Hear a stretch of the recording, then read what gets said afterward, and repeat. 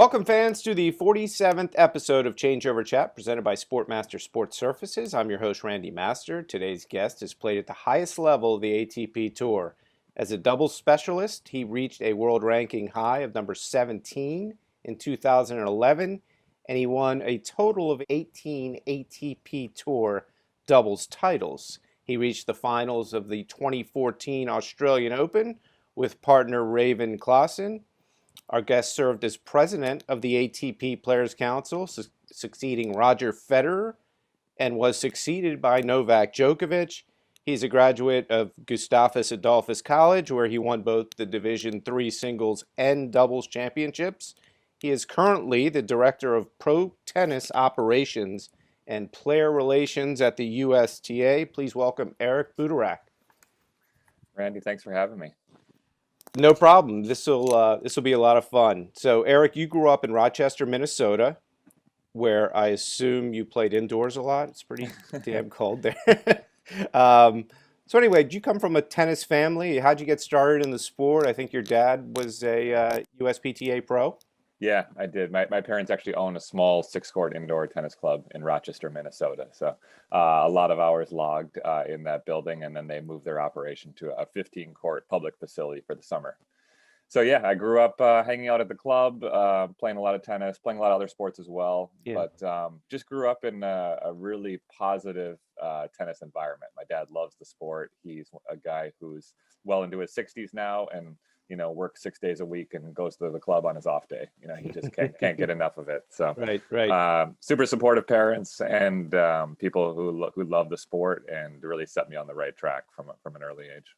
Yeah, well, it's good to hear that, and it's good to hear you played other sports. I've had a lot of guests on the show that were great players, and they thought that was a big part of their growing up and getting that diversity. So you start your tennis career at Division I Ball State. You transfer after one season there to Division III Gustavus Adolphus in St. Peter, Minnesota, enrollment of about 2,500 students. Now, Eric, when you think of ex-college players in the pros, you think of USC, you think of Georgia, you think of UCLA, Stanford. This isn't the first school that comes to mind, but you had an incredible career there. But what made you transfer to a D3 school?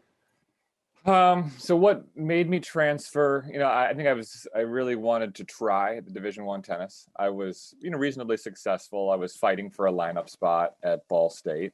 Great program, great coach. But I knew a lot about Gustavus before I went to Ball State. The coach, Steve Wilkinson, there is a legend in Minnesota and really across the country. My dad actually played for him, so I had a relationship with him previously. And ultimately think that that was a better fit for me, and I made a switch in the middle of my college career, and playing for Wilk was literally a life changer for me. Right. I keep a photo of him on my wall. He's a guy who, from the very first practice with him, kind of changed my mindset, changed how I looked at the game, and sort of put me on this quest to continue to get better. And that was sort of a mantra that he was always in my ear. It kind of became my own mantra as I, finished college and then ultimately decided to go out on tour, which, like you said, Division III athlete turning pro in any sport is basically unheard of. So, but he was the one, the supportive culture of the program. I think I fed off being kind of a big fish in a small pond. That was a better fit for me as a person. I think I can look back now, in my 30s and say, okay, I really kind of understand, why some of these things went the way they did. I was a pretty soft kid. I was better in a sort of a supportive environment, more so than kind of a cutthroat, tough environment. And ultimately it was just a really successful experience for me at Gustavus. Yeah, so when you obviously had great coaching, when you finished there, what made you think that, based on the opponents that you played when you were in college, and I know there are a ton of great D3 teams. I know a couple of players that played at Bates, Emory, some really great players. But what made you think you could go out on the pro tour and compete at that level against players that you hadn't seen before? What gave you that confidence? Was it your coach or just something inside or that belief? I think it was a few different people. I think my coach was always supportive of me continuing kind of the tennis journey. He always said, go see and how good you can get. It was actually a guy who was working for my dad, Gareth Keating, an Australian guy who had finished college a year earlier. He had another friend living in France. He was in my ear my whole senior spring saying, when you finish, let's move to France. We can play these money tournaments. And I honestly looked at it more as a graduate degree in tennis. I was like, I'm going to go over there. I'm going to save up $10,000. I'm going to play money tournaments. I'm going to run out of money, and then I'm going to come back and be a high school teacher, or I'm going to be a tennis coach, and I'm going to have done something in tennis that very few people have done. I don't think I ever looked at it as really like a career path until probably a year into the process of playing pro tennis. And then I really realized, wow, okay, started winning a few doubles tournaments. I met a few people on the road and kind of thought, oh, wow, maybe this is possible. But so, I mean, I was 23 before I started dreaming of being a pro tennis player. So you played so many important high stakes doubles matches in your career. You came within one match of winning the 2014 Australian Open title. The tourney starts and you're playing with Raven Klaasen. The tourney starts and you're in Australia and you draw Leighton Hewitt and Patrick Rafter, two pretty well-known players Yeah. in Australia. Did you think that was a good draw because they were mostly single specialists, but Well, Rafter was, I don't even know at that point, 7 years retired. I mean, okay. so I always remember, I remember where I was. I was on the floor, like foam rolling in my apartment with my buddies, and my phone starts just ding, ding, ding, ding, ding, and it's all these messages coming in saying, "I can't believe your draw. Like, what is that?" Friends of mine. And I'm like, "Oh, who could we play? Is it the Bryans?" And we were unseated, but it's like that's not that rare. I draw the Bryans all the time. I didn't know what it could be, and I saw it was Rafter, who was really one of my Rafter and Edberg were my heroes growing up. So I'm literally playing one of my heroes in his home country, where Rafter is revered like Michael Jordan in Australia. I mean, he is a hero. And so we walk, for a men's doubles match to be on Hisense Arena in front of a capacity crowd, first round match, it was insane. Now we played a really clean match and we were able to beat them in straight sets. And actually, there's a YouTube of it. My son watched it. My son's 7 now. He watched it the other day. And it was fun to kind of relive it with him. But that was a pretty spectacular way to start off that tournament. That's for sure. Yeah, so it was a magical run. You guys beat the Bryans on the way to the final. You beat Zimonjic and Nestor. Nestor. So Murray and Piers. I feel like we really kind of ran the gamut of all the toughest teams in the world. Yeah, would you say that even though you didn't get the victory, the championship, would you say that was one of the most exciting, if not the most exciting runs of your career down there because it was a Grand Slam?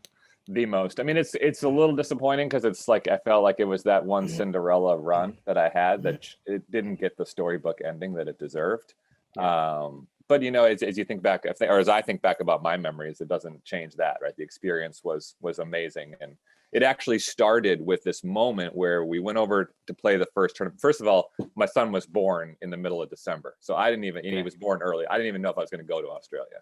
So I mean, the fact that I even went on that trip was kind of an unknown. We get over to Brisbane, and Raven and I get just pummeled by Piers and Murray in the first round of Brisbane. We go back to our friend's apartment, our two guys who are coaching us, and it's early afternoon and we're analyzing the match back at the apartment and going through, what we could do better, what we need to work on for the next month. And it's 3:00 now once we have this long team meeting. And the two friends of ours say, well, we're going to go play a little tennis because we're all revved up. And Raven and I look at each other and we're like, well, we got this long list of things we got to work on. We're going with you. So literally the same day of our Brisbane loss, we went to another club in Brisbane and we played till 10:00 at night, working on every little thing. And that sort of like set the journey for that whole Australian Open run. Yeah. So I think it's one of those things in my career. Like I had an awesome career. I traveled the world, won a lot of tournaments, but that sort of 6-week span of birth of my son, am I even going, followed by the warm-up events, and then all these, amazing matches. I mean, it was the most special, 6 weeks of my career for sure. Yeah. It was really fun to retell the story. It would just make more sense if we had won the title. But at the end of the day, that's sports, and that's what makes sports so interesting. Is you don't always get the storybook ending that you want. Yeah. That's Yeah. why we all watch. So 2014, you take over as president of the ATP Players Council. You took the reins from Roger Federer. As a doubles specialist and a guy that wasn't Roger Federer or Novak or a traditional singles player that sits atop that Players Council, A, what attracted you to it? And B, how do you think you gain the confidence of all those players? It's such a lofty role and responsibility. Eric, how did you really get interested in serving on the council and then reaching that Sure. highest level? So, I was nominated pretty early in my career to serve.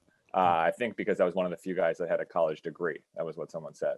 And so I ended up getting nominated, and I was on there by the time I was 25, 26 years old. And I was in a council with Roger, Rafa, and Novak right away, which was completely overwhelming to even be in the room with them. I had hardly spoken to these guys. Now all of a sudden I'm supposed to be around a boardroom table making decisions for the fate of the tour. So that was a lot. Those first couple of years, it was a lot of reading, a lot of learning, a lot of meeting with ATP management, tournament directors. But again, when you're on tour, you have a lot of time, right? Practice eats up a lot of your day, but you also have a lot of time to meet people and to have conversations, to understand why things are the way they are. So the first 4 years on tour was a lot of learning, meeting people, having conversations with players about what their concerns were.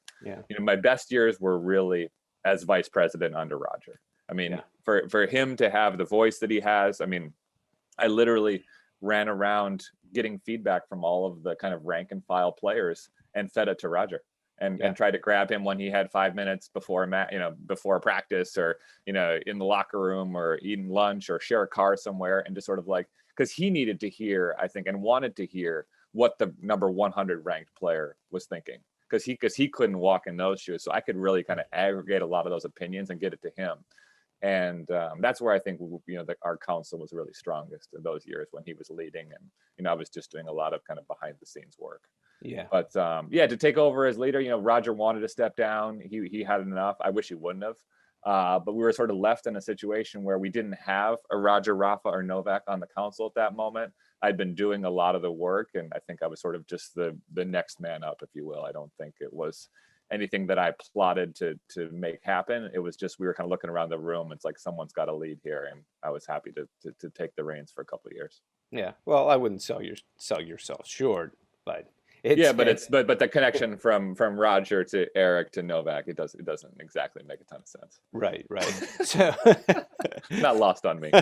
So let's fast forward. I mean, you really have to be on the inside of the game to kind of understand the inner workings of the player council and the tournament reps and player reps, and it hasn't always been a smooth operation, as you know. I think you have to really be on the inside to understand that. But when it really came out into the open that there were some, quote, issues, was during the U.S. Open, when Novak decides during the U.S. Open to announce the start of the PTPA, along with players like Vasek Pospisil and I think Sam Querrey.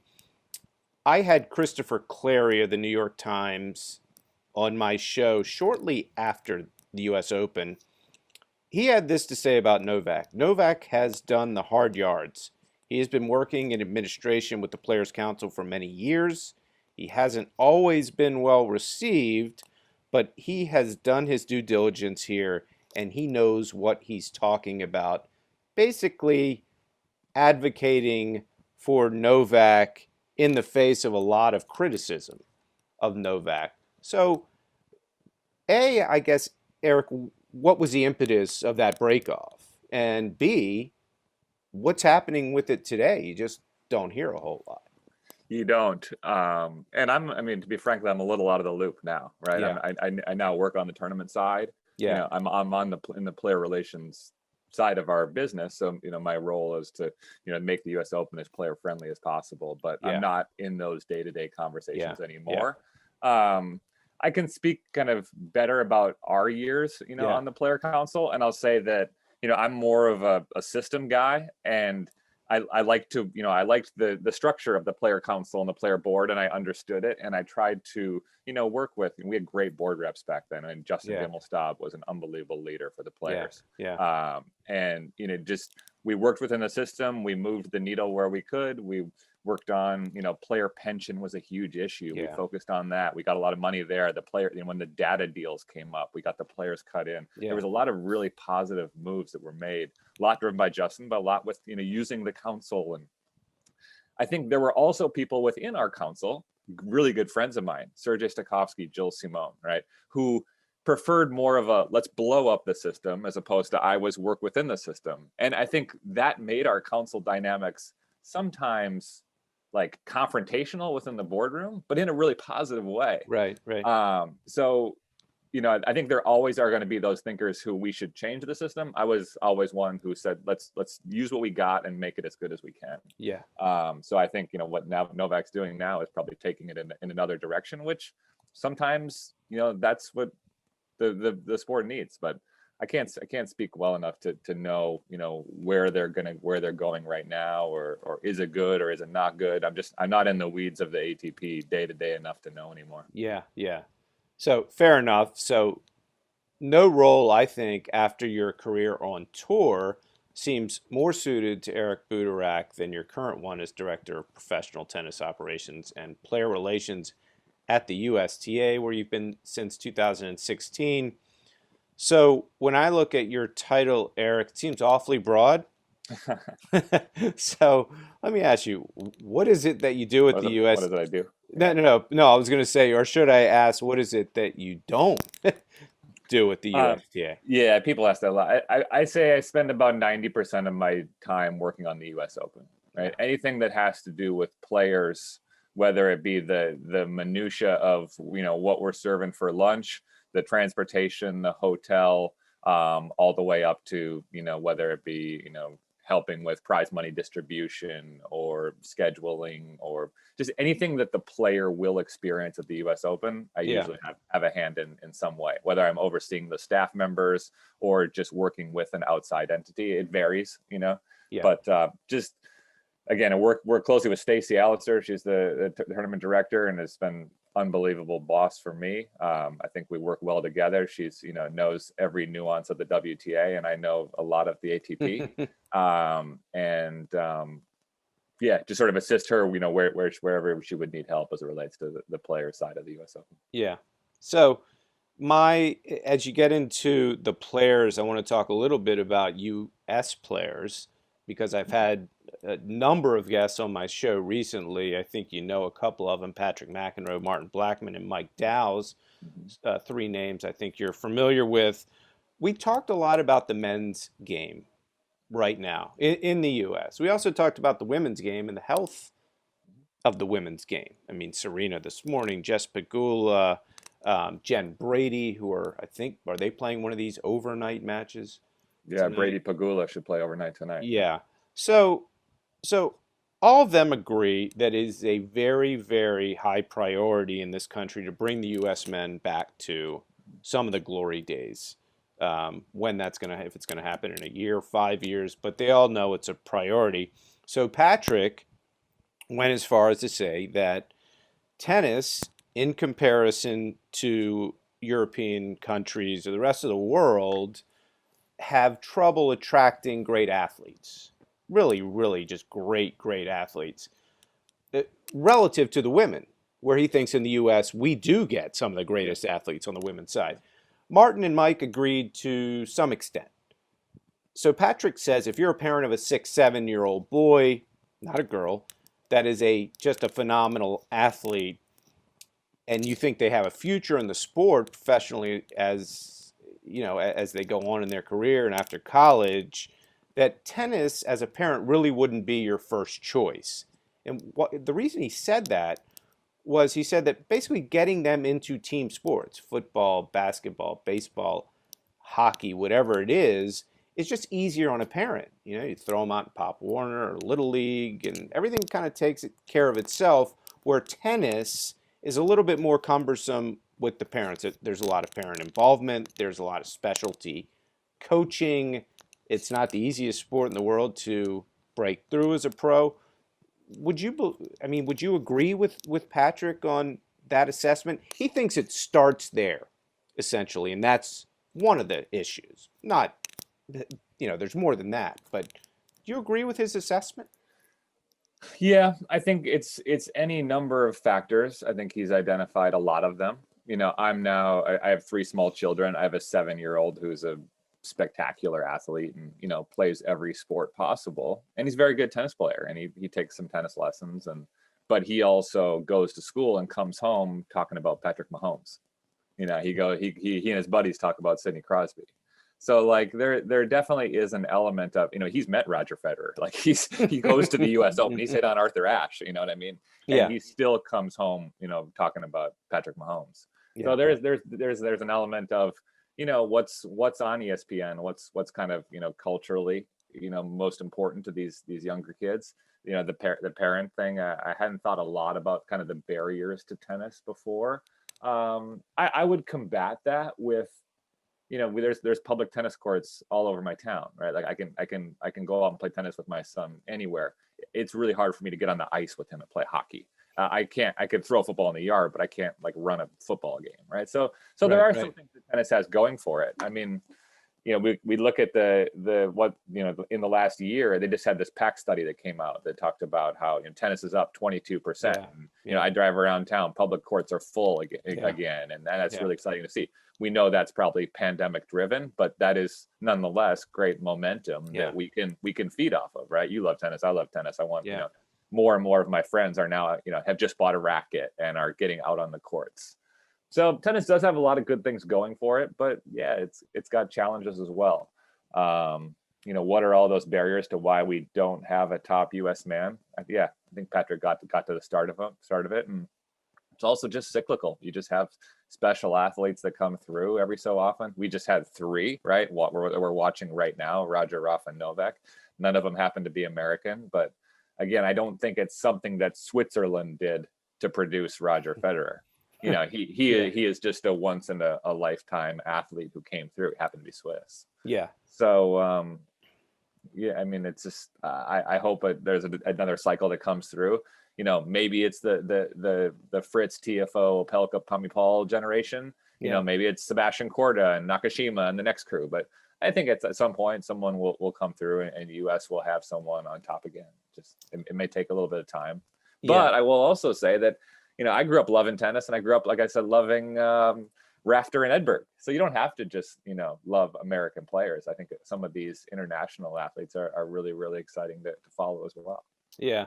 So Eric, just to let you go, how much are you playing tennis these days? We live in the same area. I know you kind of jump out there every once in a while and take apart the players in the Fairfield County Tennis League. But how much you playing? I know you play some paddle, but how involved are you as a player now? It depends on the pandemic has been hard because of indoor tennis. It's just hard to get court time and hard to find a place. So I haven't played much this winter. I play when a lot of the pros come through. A lot of these doubles players come through the area, and I'll get on court with them. Otherwise, I spend a lot of time in the summer, get out on the clay and slide around a little bit. But it's hard. But like I said, as my 7-year-old is getting better and better, I look forward to the days when he's 11, 12, and he can really hit the ball, and we can get out and have a workout together. And those days aren't far away. Yeah. So lastly, any predictions? I don't know exactly when this show's going to drop, but any predictions on the men's side, women's side, the finals? I like I think Osaka is just on fire. I mean, I would love to see Serena get the record. That would just be so exciting. But I think Osaka is just I don't know. She's the one to beat right now. On the men's side, I love Daniil Medvedev. I think he plays well on this court. He's won a lot of matches down there. I know, Novak is the one to beat, and Rafa probably after that. But something says Medvedev to me right now. Yeah, yeah. All right, well, I'll let you go. I really appreciate it. We live about, 25, 30 minutes from each other. So I'll pay you, Eric, if you want to hit with me one day. That sounds good. You don't have to pay me. We'll definitely get out there. I'd love to go out there. Okay. Well, I really appreciate it, and hope to see you out there soon. All right. Thanks a lot, Randy. Appreciate it.